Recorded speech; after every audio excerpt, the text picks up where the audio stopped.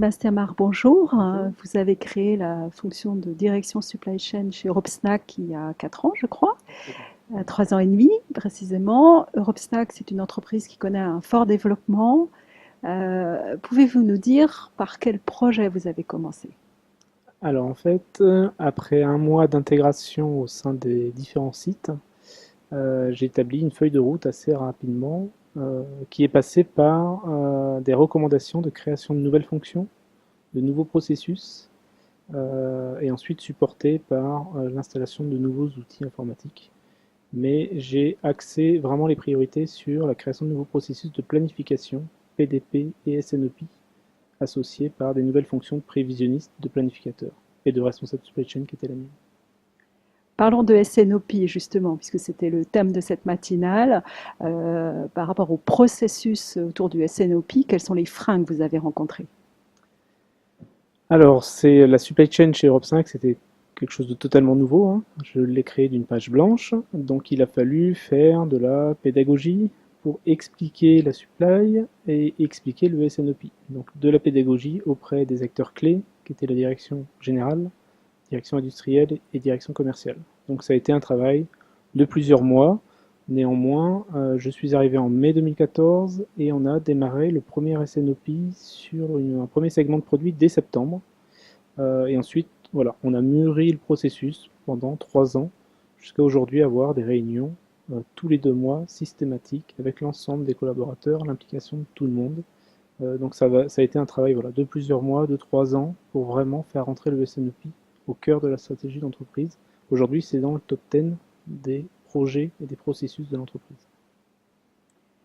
Vous avez fait le choix de l'outil VIF SNOP.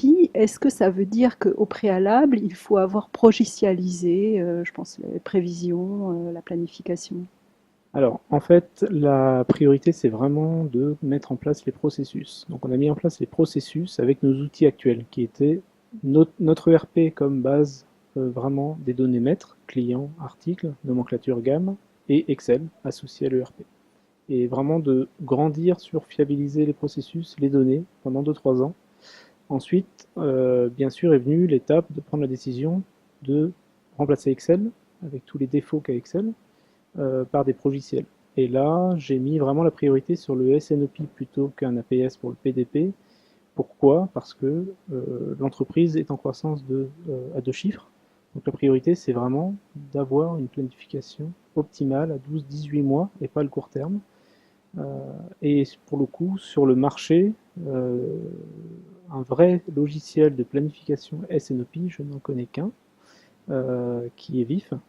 Donc on a testé VIF avec des maquettes et démonstrations, on a présenté à la direction, et voilà, on a eu plusieurs mois de réflexion, et je suis passé dans un processus interne chez Europe 5, qui est on a un processus de copil pour valider un go-no-go sur un projet, et en juin 2017, je suis passé pour présenter la solution, nos coûts actuels liés à notre processus, les gains attendus supportés par ce nouveau logiciel, et on a validé le projet qui va démarrer en décembre 2017. Pour finir, une dernière question, si vous aviez, si vous vouliez aider des pairs à convaincre leur direction générale d'investir dans un outil SNOP, qu'est-ce que vous leur diriez?